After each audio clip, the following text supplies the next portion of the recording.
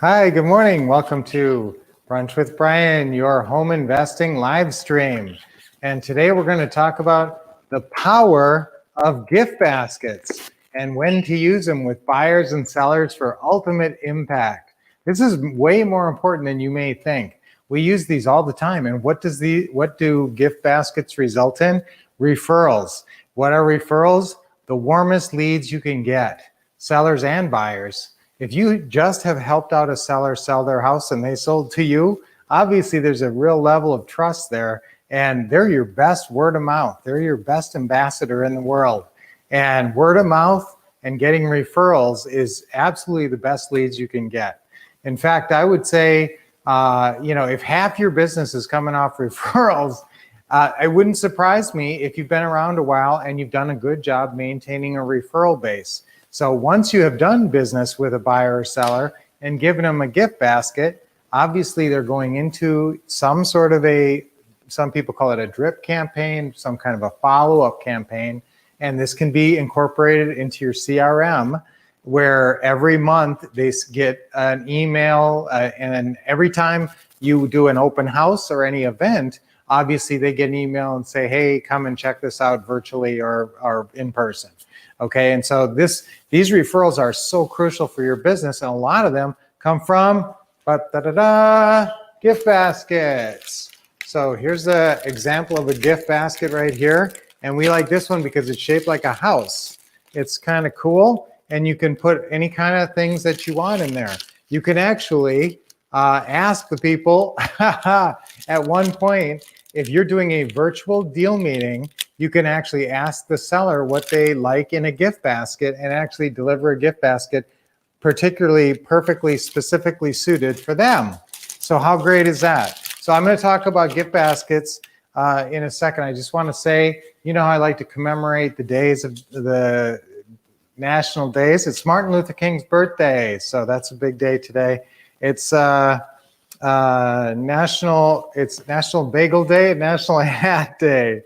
Joan of Arc was born today too, and so was Charo. Oh my gosh, do some of you guys remember Charo? But it's Bagel Day. Sometimes I used to talk about health, and bagels are fairly healthy, so I do actually eat bagels once in a while. Anyway, so on gift baskets, here's what I like about gift baskets and it really brightens the people's face and really gives them a positive feeling and positive neuro associations with you.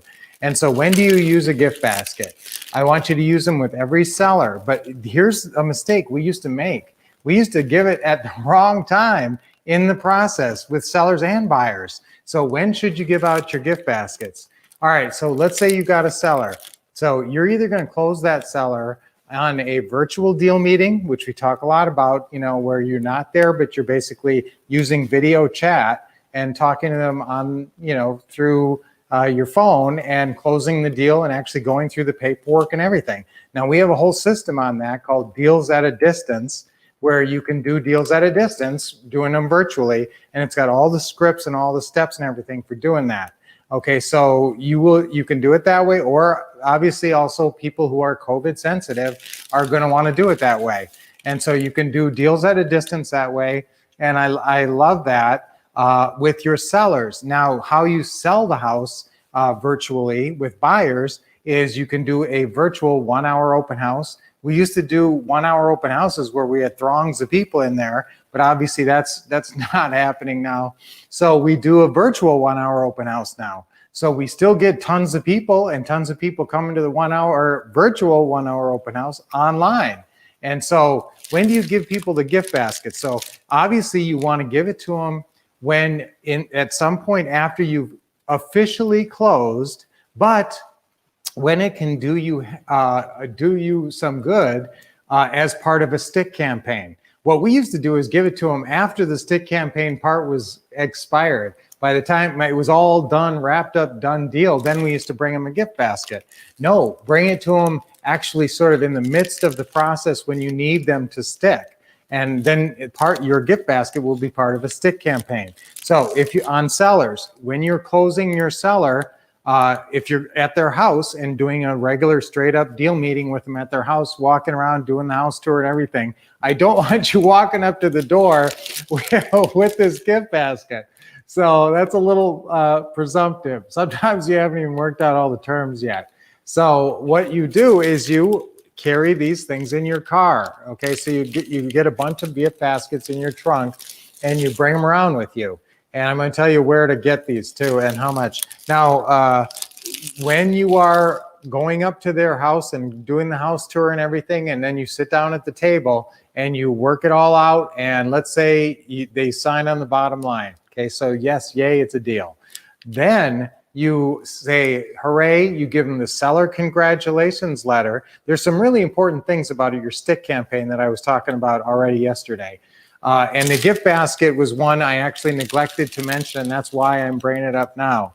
But you know the other elements, if you don't remember those, go back to yesterday, watch the Brunch with Brian from yesterday, and check out all the stick campaigns, the items to make your stick campaign. And one of those is turning over the Zillow and Nextdoor listings, and one of them is leaving like a little promotional item or a gift basket. So when you are doing a deal meeting at their house, after everything's been signed and you're happy and you hand them the seller congratulations letter, listen, this is a really important one. Even if you don't have any of our creative financing now system or our what to say or what to do or any of our systems, I will give you this seller congratulations letter if you're doing business, because this is so important in your stick campaign. So I want you to leave them the seller congratulations letter, and yes, go out to your car and say, hey guys, I have something real special for you. You know, give me a second, all right? Race out to your car and come back with this really nice gift basket. And man, now does that help in your stick campaign? Remember, when a seller signs that initial purchase and sale agreement at their house, is the deal done? Is the house deeded over to you? No, it's not. So you still are going to have some type of a follow-up appointment. Now, I will tell you guys, when I first started this, like almost 20 years ago, it was the wild, wild west. I would have people, I would do all my own deeds, and I would have people follow me in their car over to the bank, and we'd notarize that deed. The first time I met those people, I would get all the paperwork, including the deed, signed over to me. All right, now we live in a much more litigious world, and we don't recommend you do that. We want you signing with an attorney when they're doing your deed paperwork. That's just common sense now, and it protects you, it protects them. So you're gonna have them go to your attorney, potentially a title company, and I could go on for a long time about that, but somewhere they're going to go and sign these docs. Okay. Now it's not a done deal till they go in there and sign those docs. And technically it's not even really a deal until they take the signed docs and go down and record them at the county recorder. And then you own the house. Okay. But in that week or few days or whatever, between the time you were at their house signing that purchase and sale agreement and they go down to your attorney's office, or you work out a traveling notary to come to them or whatever to get the deed paperwork done, they could back out, and there's not a lot you could do about it. You're not going to sue them for specific performance or anything. So here's what you do. You just do all those stick campaign things I talked about yesterday, and you give them a great gift basket. So they've got this great gift basket, and they're going to feel so guilty if they back out. They're going to want to give you your gift basket back, and they won't want to do that. So that's when I want you giving it to the seller. Don't wait until after they've gone down there and they've signed with your attorney and it's all done and it's all been recorded, and then a week later you go over there. That's important too, because what happens then? Then you take this basket and you go and you have this card on the other side. And this card here is your referral card that they're going to fill out. And you can read what it says on there. And I want you to make up a card like this for yourself with your picture on it, or something. It doesn't have to have your picture on it, but it looks more professional. And you actually put your information on here, and it says, people, listen, this is important. Fill out this card for a free $25 gift certificate. Yes, we give them a $25 gift certificate if they take the time to fill out the card and they say, yes, we can call them, because one thing leads to another. Guys, you're paying more than $25 a lead almost any marketing source that you are using, and it's very, very worth it. And these are super warm leads, so it's super worth it. Plus you tell them, remember, that if you help anyone that they send you on this card, you're going to pay them $500 of a referral fee or something. You know, so you're going to do something for them referral fee wise. Some of our students, you know, $350, $500, $1,000, thousands getting up there, but you can sort of decide on this. So this is, if you, at any point that you're doing this, and do it at the, you know, when it counts in the stick campaign, get them to fill out this referral card at the same time when you give them this, okay? But this is really important. Now, when do you give it to a buyer? With your buyers, a lot of buyers are going to come off these open houses. You know, that's our favorite way to sell, is a 1 hour open house or a virtual 1 hour open house. If you're doing a 1 hour open house, they're going to be right there. You're going to walk through the house. They're going to say how much money they have down, that they can afford the monthly payment. They're going to be good to go. And you're just going to say, yay, and you're going to sign all the paperwork right there. That's how it works with these lease purchase buyers and these open houses. I mean, you're basically putting them in the house.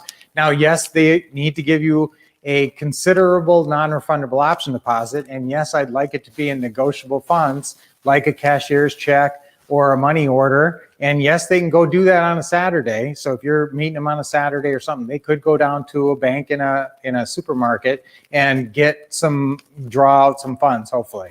So, you know, and we've taken personal checks, and sometimes you have to do it that way. And either way, whether you get the money or the personal check, your winner gets a gift basket, okay? And so when they're leaving, walking out, and they've given you whatever money for their non-refundable option deposit, of which you will probably get more. So if they're going to give you $20,000 total, it's unlikely they're going to hand it to you right there on a Saturday. But hopefully you're getting 3 or 5 or something considerable, 3 or 5,000 down. And so you give them the gift basket at that point. So now that's if they're live. Now what about virtual? Now this is the trickiest way to get the gift basket to them, because they're going to have gone to your virtual 1 hour open house. And this is the same with a virtual deal meeting with a seller. If you close with a virtual deal meeting with a seller, I want you to say that we send these great gift baskets, and what do you like in your gift basket? And hey, I'm going to actually go and order you a gift basket as soon as we hang up, because this has gone so great, and we really appreciate it. You guys are awesome, and this is going to work out so great for both of us. And so I'm going to make a special call to the special place that I love to call that has these great gift baskets. I'm going to order you one, and then actually forward the receipt that you get from the gift basket company to them, that they know when it's coming and that you ordered it. And that's sort of like your stick campaign. They're not holding it, but hopefully it comes tomorrow, you know, tomorrow or the next day. And so quickly they have it, but they know even before they are holding it in their hot little hands, they know you ordered it. So that's part of your stick campaign. Okay, now with buyers, same thing on the virtual. Sometimes people may buy a house. We sold a house to 2 nurses from Connecticut, and they only had seen it on the internet. So you will do it that way sometimes. And so it's really hard to get them a gift basket that way. But again, the same way as with the seller, tell them you ordered it, get their, you know, where to send it and all that. And then obviously if the lease purchase buyer is right there in person, you just give it to them right there. So that is the power of gift baskets, super powerful. Don't forget, always include the referral card. Now I'll tell you where we got this gift basket was a place called Two Sisters Gift Baskets. I don't even know them or anything. You know, it's not like we're getting a cut. They have these gift baskets that look like houses. Now they used to have this one, and I'm not sure if they still have this one. This one is a more affordable model. I just checked their website before we came on, and I see that they have a really nice elaborate house gift basket for $72. But I don't know what comes in it, and so maybe that's variable depending on what comes in it. And but you know, what do you expect to spend on a gift basket? Probably $50 for a nice gift basket. Maybe you can find a place where you can buy a bunch of them. You know, we found a bunch of really nice gift baskets at Costco once and bought like 20 of them, and I think they were like $30, but they looked super expensive. So gift baskets I'm kind of flexible on. However, you know, I do like the house. The house thing is kind of cool, you know, and having it look like a house, you know, it's memorable for what you're doing. You're putting them in a house or you're buying their house. So use the power of gift baskets. Use the power of gift baskets and do it at the right time with your sellers and your buyers. So that's an awesome brunch with Brian. And you guys are going to have a great weekend and take a lot of action over this weekend. Talk to some sellers, talk to some buyers. That's where the business runs and keeps running, is you being out there talking to prospects. And so do a good job with that. And when you got a prospect and you close them, give them a gift basket. So we're in formal dining room Friday here, and I was supposed to light the candles, but I got swept up in talking about gift baskets. So we will see you next week, and have a great weekend, like I said, and get some positive, powerful things done this weekend. And until I see you next on Monday, keep expecting success, getting awesome training right here, and taking action.